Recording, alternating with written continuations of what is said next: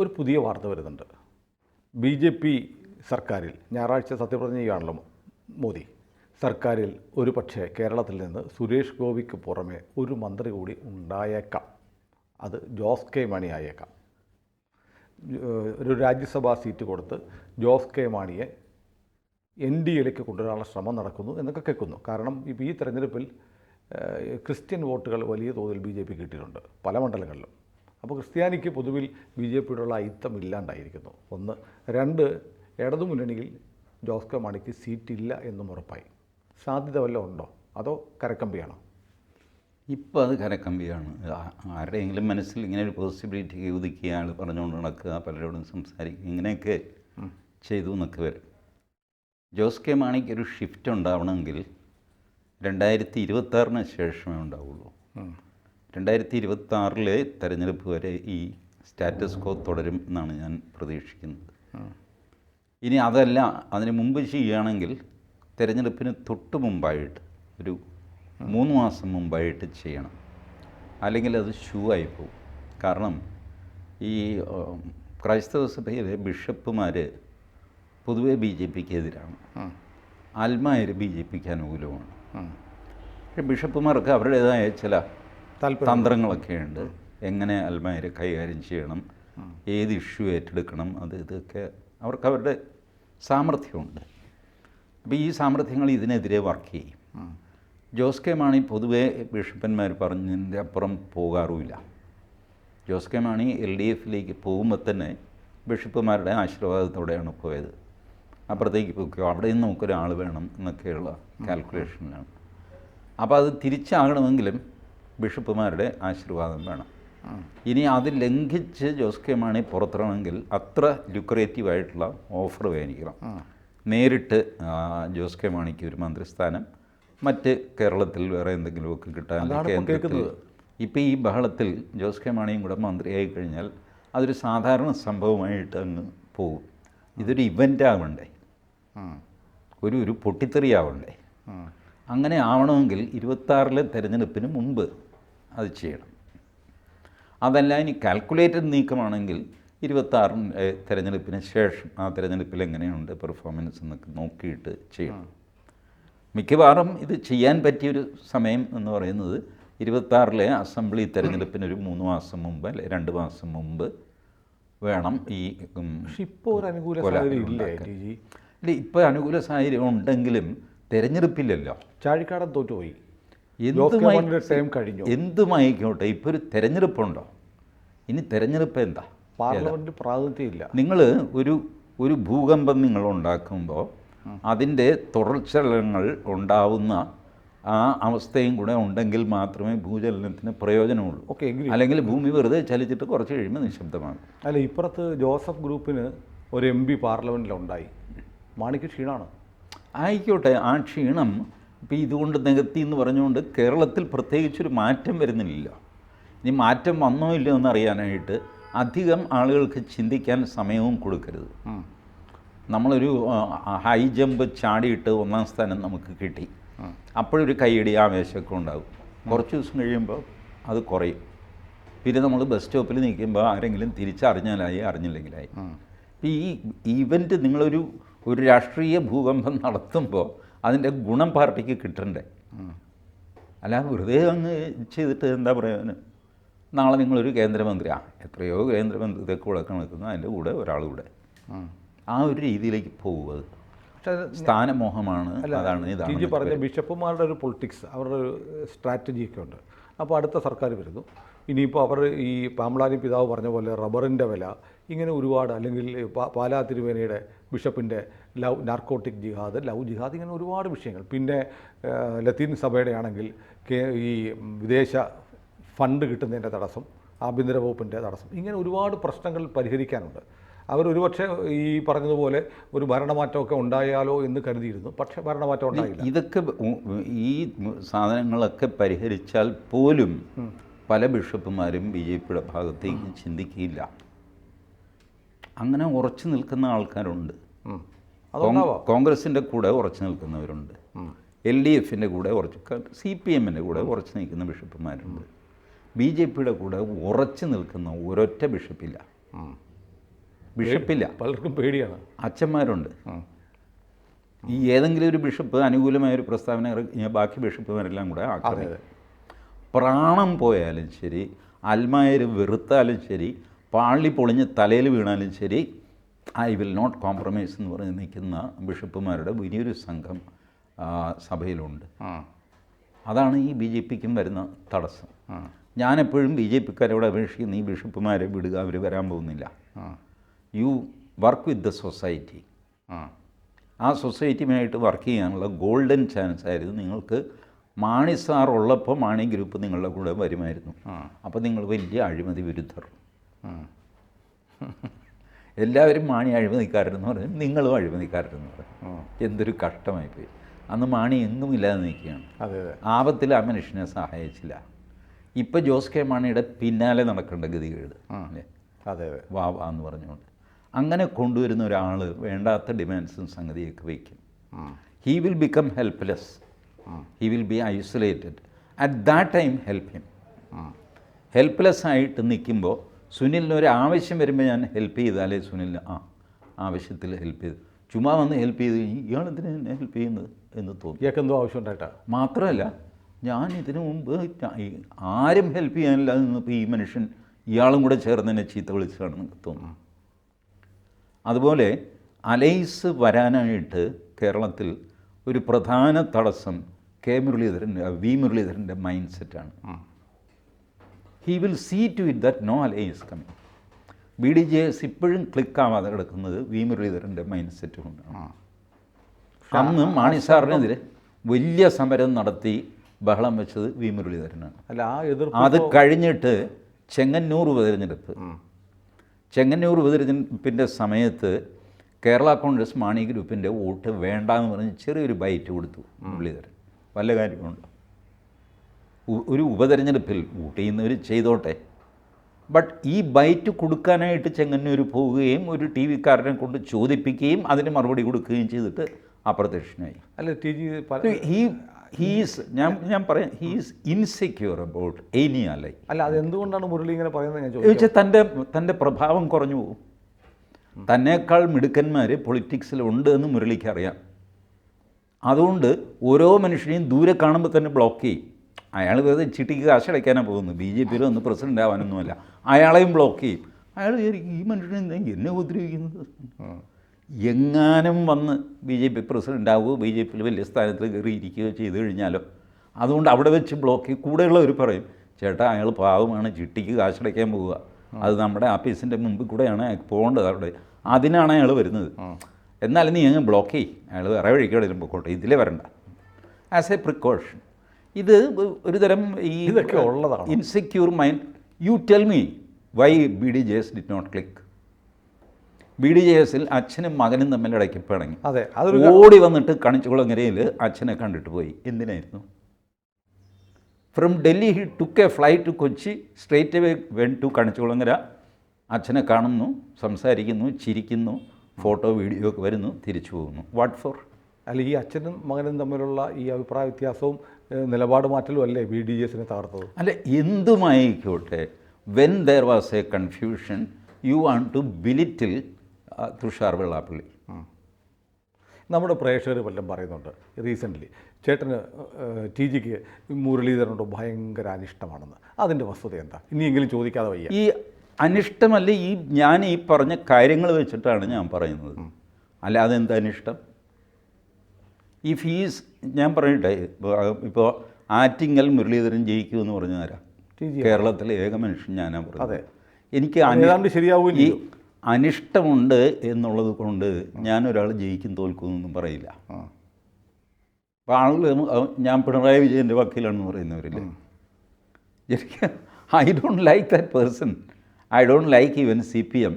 But ധർമ്മടത്ത് പിണറായി വിജയൻ തോൽക്കുമെന്ന് ഞാൻ പറയുന്നത് എങ്ങനെയാണ്? So that's it. ഇതുപോലെ ഈ കേരളത്തിലെ അലയൻസിന് മുഴുവൻ ഈ മുരളീധരൻ്റെ ഈ മൈൻഡ് സെറ്റാണ് പാരവെച്ചത്. അപ്പോൾ ഇനിയും അത് ഉണ്ടാവും. BJPയിൽ ഇത് ചാലഞ്ച് ചെയ്യാൻ ആരുമില്ലേ? There is nobody. എന്താ ദർ ഇസ് നോ? അത് BJP എന്ന് പറഞ്ഞ് കേരള BJP എന്ന് പറഞ്ഞു കഴിഞ്ഞാൽ മുരളീധരൻ തീരുമാനിക്കുന്നിടത്ത് നിൽക്കുന്ന ഒരു പാർട്ടിയാണ് എന്ന് ദീർഘകാലം കൊണ്ട് മുരളീധരൻ ഉറപ്പിച്ചു by putting his people here and there. അതിൻ്റെ മാനോവറിങ് സ്കിൽസ് മുരളീധരനുണ്ട്. ഞാൻ ഈ പലപ്പോഴും മുരളീധരനെ പറ്റി പറയുമ്പോൾ ഇതിങ്ങനെ Muraleedharan is playing his politics. This is how internal politics is being played. ഞാൻ തൃക്കാക്കര ഉപതെരഞ്ഞെടുപ്പ് വന്നപ്പോൾ ഞാൻ ട്വിറ്ററിൽ എഴുതി, തൃക്കാക്കര ഉപതെരഞ്ഞെടുപ്പിൽ AN രാധാകൃഷ്ണനെ നിർത്തും, ഒരു 10,000 വോട്ട് വാങ്ങിച്ച് അദ്ദേഹം തോൽക്കും. ഞാൻ എഴുതിയതല്ലേ? അതെ. എന്തായി? അതുപോലെ നടന്നു. ഇപ്പോൾ രാധാകൃഷ്ണൻ എന്തായി? തൃക്കാക്കര കയ്യിലുണ്ടോ? ഇല്ല. എറണാകുളം കയ്യിലുണ്ടോ? ഇല്ല. ബുദ്ധിമുട്ടി വളർത്തിക്കൊണ്ടുവന്ന മണലൂർ കയ്യിലുണ്ടോ? അതുമില്ല. And this is play which is going on. I appreciate that man four playing this internal politics. But അത് ഞാൻ വിളിച്ചു പറയുന്നു എന്നുള്ളത് കൊണ്ട് മുരളീധരനുണ്ട് ദേഷ്യമാണ്, അതാണ് ഇപ്പം അങ്ങനെയൊന്നുമില്ല. I know him for the past 30-35 years. പക്ഷേ BJPയിലെ ഒരു എതിർശബ്ദം ഉണ്ടല്ലോ, അവർക്ക് ഇത് ഫലപ്രദമായി കൗണ്ടർ ചെയ്യാൻ. They are mortally afraid of this man. എനിക്കിപ്പോൾ BJPയിൽ നിന്നും കിട്ടാനോ പോകാനോ ഒന്നും ഇല്ലാത്തതുകൊണ്ട് ഞാനിത് പറയുന്നു. അവരിത് പറഞ്ഞു കഴിഞ്ഞാൽ അവരുടെ സ്ഥാനത്തിന് ത്രെറ്റാവും. ഇന്നിപ്പോൾ രാവിലെ മുതൽ പല TV നോക്കിയോ, ഞാൻ TV പേര് പോലും പറയുന്നില്ല, MT രമേശ് അടുത്ത സംസ്ഥാന പ്രസിഡൻ്റാവും, K സുരേന്ദ്രന് പ്രസിഡൻ്റായിട്ട് തുടരാം, K സുരേന്ദ്രനെ രാജ്യസഭയിലെടുക്കും, രാജ്യസഭയിലെടുത്താൽ പോലും പ്രസിഡൻ്റായിട്ട് തുടരാം, തടസ്സമില്ലെന്നും കേന്ദ്ര നേതൃത്വം അറിയിച്ചു. Who is planting this news? കേന്ദ്ര മന്ത്രിസഭയിലോ അല്ലെങ്കിൽ രാജ്യസഭയിലോ ആളെ എടുക്കുന്ന കാര്യം ഒന്നും തന്നെ ഇപ്പോൾ ചർച്ചയിലില്ല.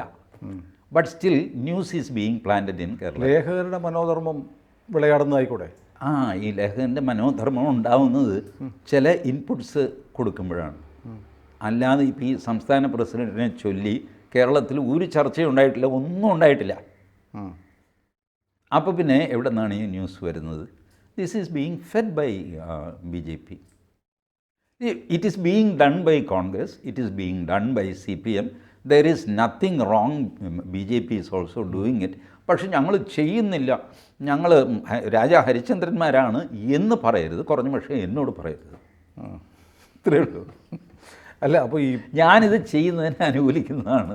Elsewhere in my video I said you play groupism is nothing wrong so long as it is healthy groupism, ഒരു മ്യൂച്വൽ കോമ്പറ്റീഷൻ, അത് പാർട്ടിക്ക് ഗുണമേ ചെയ്യുള്ളൂ. അപ്പോൾ TG പറഞ്ഞു വരുന്നത് ഈ മുരളീധരൻ്റെ ക്ലച്ചസിൽ നിന്ന് വിടുതൽ കിട്ടിയാലേ കേരള BJP നന്നാവുമെന്നാണോ?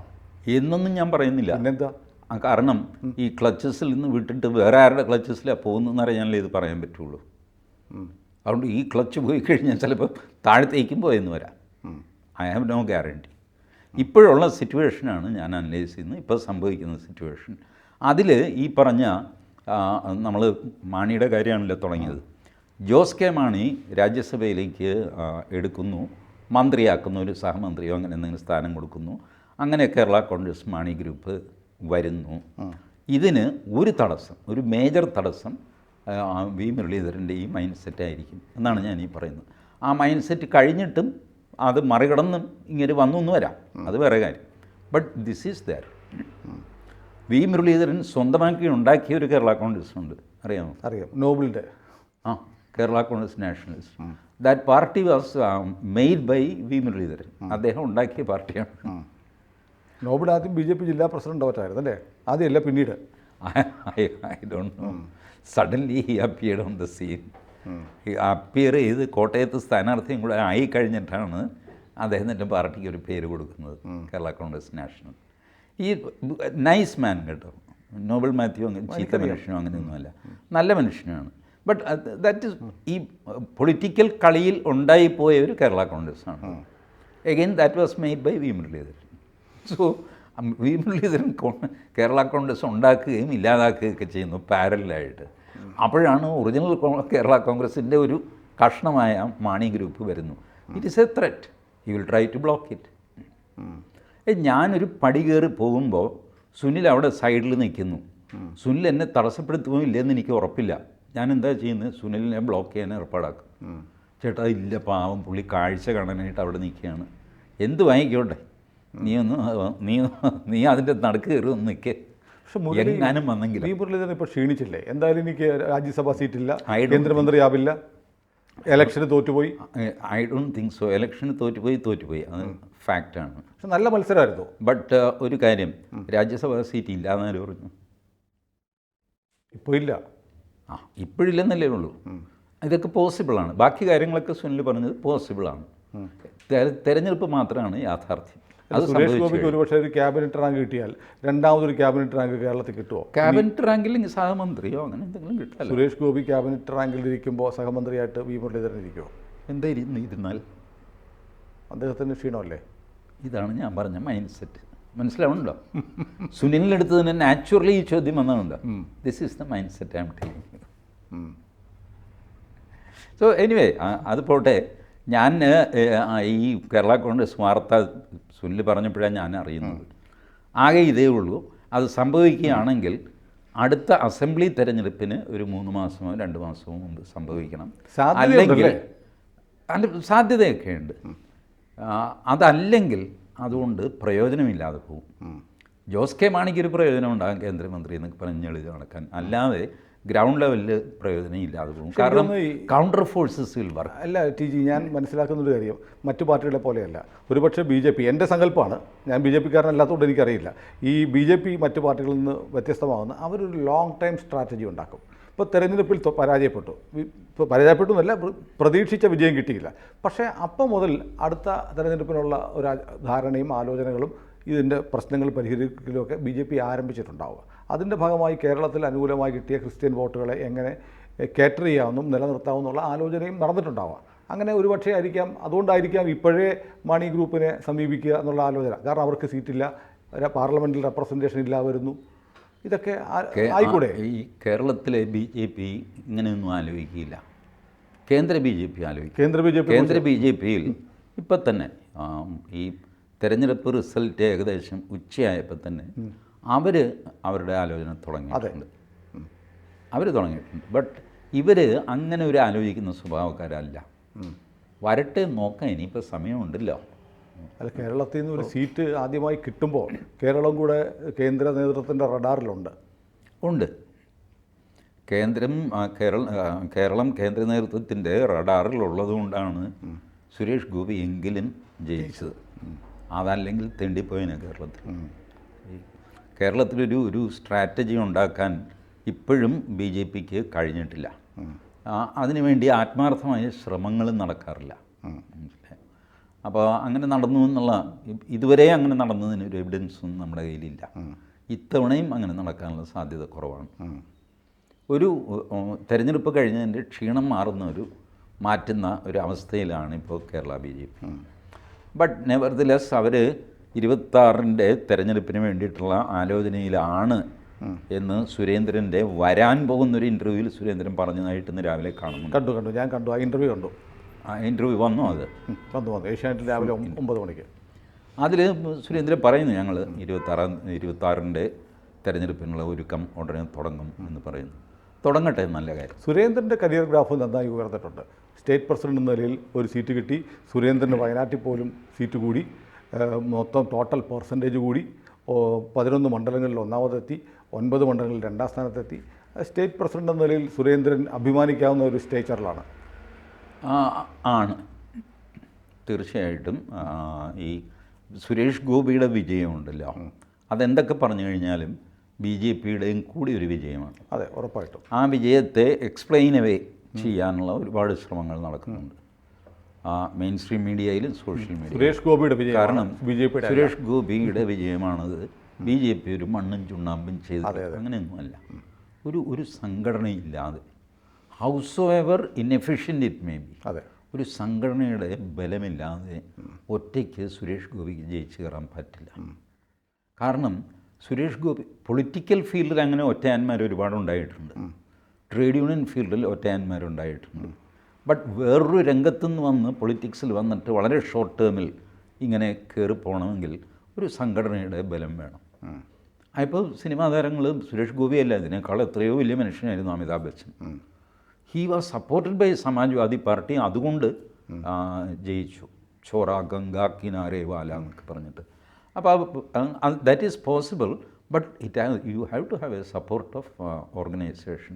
അത് വീക്കാവാം, ഇനെഫിഷ്യൻ്റ് ആവാം, എന്തുമാവാം, പക്ഷേ അതിൻ്റെ സപ്പോർട്ടില്ലാതെ പറ്റില്ല. അതുകൊണ്ട് സുരേഷ് ഗോപിയുടെ ജയം ഒറ്റയ്ക്ക് നേടിയ ജയമല്ല, അത് BJP തീർച്ചയായിട്ടും BJP എന്ന സംഘടനയുടെ കൂടെ ജയമാണ്. അതിൻ്റെ ആ സമയത്ത് പ്രസിഡൻ്റായിരുന്ന സുരേന്ദ്രൻ അതിൻ്റെ ക്രെഡിറ്റ് കിട്ടുന്നത് സുരേന്ദ്രൻ്റെ കൂടി വിജയമാണ്. അദ്ദേഹം അത് അർഹിക്കുന്നു. ഞാൻ നേരത്തെ ഞാൻ പറഞ്ഞല്ലോ, സുരേന്ദ്രനെ വയനാട് നിർത്തിയത് ഒരു തെറ്റായ ഡിസിഷനാണ് എന്ന് അന്നും ഇന്നും ഞാൻ കരുതുന്നു. സുരേന്ദ്രൻ തെരഞ്ഞെടുപ്പിൽ മത്സരിക്കാതെ 20 സ്ഥലത്തും ക്യാമ്പയിൻ ചെയ്തിരുന്നെങ്കിൽ സുരേന്ദ്രൻ്റെ സ്റ്റേച്ചർ ഇതിൽ കൂടുതൽ വർദ്ധിക്കുകയും ചെയ്യും, BJPയുടെ പെർസെൻറ്റേജും വർദ്ധിക്കും. അതായിരുന്നതിന് കുറച്ചുകൂടെ മെച്ചം. അത് സുരേന്ദ്രനെ വയനാട് തളച്ചിടുന്ന പോലെയായി. ടോട്ടൽ ക്യാമ്പയിൻ നോക്കാനായിട്ട് കേരളത്തിലെ ഒരാൾ ഇല്ലാതെ പോയി. മുരളീധരൻ ആറ്റിങ്ങൽ കുരുങ്ങി, ശോഭാ സുരേന്ദ്രൻ ആലപ്പുഴയിൽ കുരുങ്ങി, MT രമേശ് കോഴിക്കോട് കുരുങ്ങി, ഇങ്ങനെ ഓരോരുത്തരും കുരുങ്ങി. സുരേന്ദ്രൻ ഫ്രീ ആക്കി വിടണമായിരുന്നു, സുരേന്ദ്രനെ കൊണ്ടുപോയി വയനാടും കുരുക്കി. അപ്പോൾ എന്താ, ഈ ടോട്ടൽ ക്യാമ്പയിൻ നയിക്കാനൊരു ആളില്ല. ടോട്ടൽ ക്യാമ്പയിൻ നയിച്ചാലുള്ളൊരു ഗുണം എന്താണെന്ന് വെച്ചാൽ ഹീ ബിക്കംസ് ഒരു ടോപ്പ് ക്ലാസ് ലീഡർ. അത് വേണ്ടാന്ന് വെച്ചിട്ടാണ് സുരേന്ദ്രനെ വയനാട് ഇട്ടതെന്നാണ് എൻ്റെ ആരോപണം മാത്രം. ഞാൻ ചോദിക്കുന്നില്ല. അല്ല, അത് ഈ പലവിധ താല്പര്യങ്ങളുണ്ടല്ലോ. ഇറ്റ് വാസ് തീരുമാനിക്കുന്നത്. അതെ, സുരേന്ദ്രനും കൂടിയാണ്. ബട്ട് ഒരു കാര്യം, മനസ്സോടെ സുരേന്ദ്രൻ അത് ചെയ്തു എന്ന് ഞാൻ കരുതുന്നില്ല. അണ്ടർ ഡ്യൂറസ്, അണ്ടർ പ്രഷർ, പാർട്ടിക്കകത്ത് ഇപ്പോൾ this is the final decision, you have to fall in line എന്ന് പറഞ്ഞു കഴിഞ്ഞാൽ യെസ്, പിന്നെ എന്ത് ചെയ്യാൻ, അങ്ങനെ ചെയ്യും. അപ്പോൾ അതേതായാലും ഒരു നല്ല ഡിസിഷൻ ആയില്ല എന്ന് ഞാൻ കരുതുന്നു. അത് ആരുടെ ഡിസിഷനാണെങ്കിലും അതൊരു നല്ല ഡിസിഷനായിരുന്നില്ല. എന്തായാലും കേരള രാഷ്ട്രീയവും മാറ്റത്തിൻ്റെ പാതയിലാണ്. മാറ്റം എന്തൊക്കെയാവുമെന്ന് വരുന്ന ആളുകൾ അറിയാം. യെസ്. കൂടുതൽ വാർത്തകളും വിശേഷങ്ങളും നിങ്ങളിലേക്ക് എത്താൻ ABC മലയാളം സബ്സ്ക്രൈബ് ചെയ്യുക, ബെൽ ബട്ടണും അമർത്തുക.